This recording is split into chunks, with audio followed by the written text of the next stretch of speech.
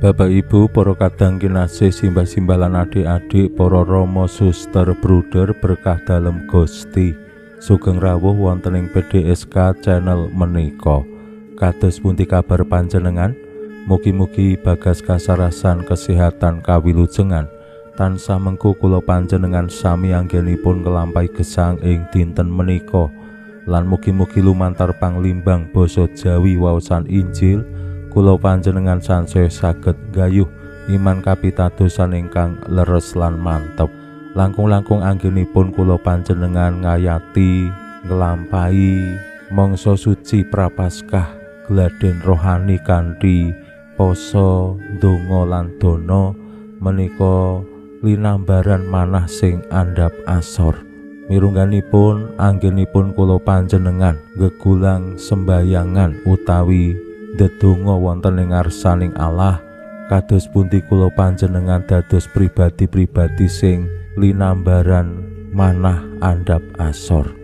Sembayangan ingkang kinanten manah andhap asor menika ingkang badhe dipun tampi dening Allah awit jejering titah dalem ing ngarsaning Allah kula panjenengan menika tiyang sekeng sing boten mangertos kados pundi anggenipun sembayang. Mila ampun ngantos anggenipun kula panjenengan sembayang menika kaya-kaya wis ngerti sakabeh utawa dadi kaya bos, kaya pemimpin sing tanda kutip malah dawuh marang Gusti Allah supados nyembadani menapa sing dados panyuwunan-panyuwunan kula panjenengan. Waosan Injil dinten menika paring pitedah dumateng kula panjenengan kados pundi Gusti Yesus paring conto sikap sembayang sing leres sing dikersakake dening Gusti. Pramila monggo kita pirengaken sabda dalem Gusti ing dinten menika lan kita wiwiti kanthi sembayang sawetawis.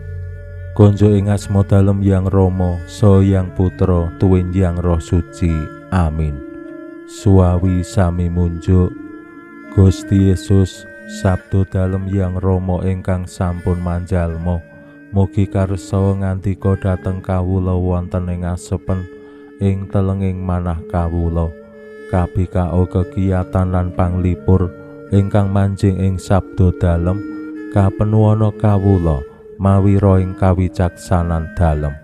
Mugi-mugi srana anggen kawula maos lan mirengaken sabda dalem kawula sansaya nunggil ing sampeyan dalem. Amin. Waosan Injil kapethik saking Injil Lukas bab 18 ayat 9 ngantos dumugi 11. Nalika samono Gusti Yesus ngandikani wong-wong sing rumangsa wis becik uripe lan banjur ngremehake wong liya.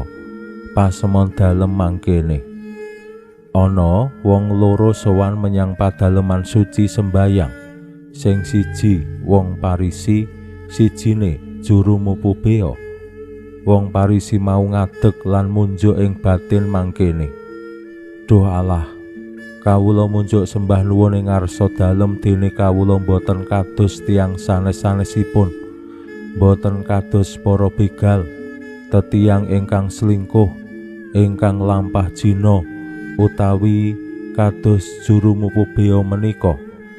Seminggu kawula siam kaping kalih lan separa sedasanipun pamedal kawula anggedana." Dene juru mupu bea mung trima ana ing kadohan, ora wani tumenga, mung tebah-tebah dada karo munjuk, "Duh Allah, mugi melasana abdi dalem kawula tiyang dosa. Saiki aku pitutur ing kowe." Wong iki mulih agawe renaning Allah, wong Parisi mau ora. Awit sing sapa ngluhurake awake bakal diasorake, lan sing ngasorake awake bakal diluhurake. Makaten sabda dalem Gusti. Suawi sami munjuk, Gusti kawula munjuk sembah nuwun karana sabda dalem. Sabda dalem dadosa obor ingkang madangi margining gesang kawula.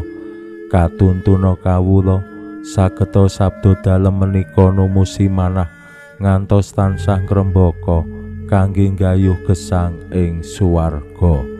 Amin. Bapak Ibu para kadang kinasih simbah-simbah lan adik-adik, kanthi conto sing cetha Gusti Yesus paring pitedah dumateng tiyang kathah anggenipun sembayang lan ngregani utawi menghargai tiyang sanes. Ampun ngantos jejering murid-murid dalem Gusti menika ngremehake wong liya. Lumantar conto kados pundi tiyang Parisi sembayang lan juru mupubeo ugi sembayang ing ngarsaning Allah wonten ing padaleman suci, kula panjenengan kaajak dados pribadi-pribadi sing andhap asor, sing estu ngurmati tiyang sanes, bilih awake dhewe kabeh jejering titah dalem Allah menika ya wong-wong dosa, wong-wong sing duwe kasekengan.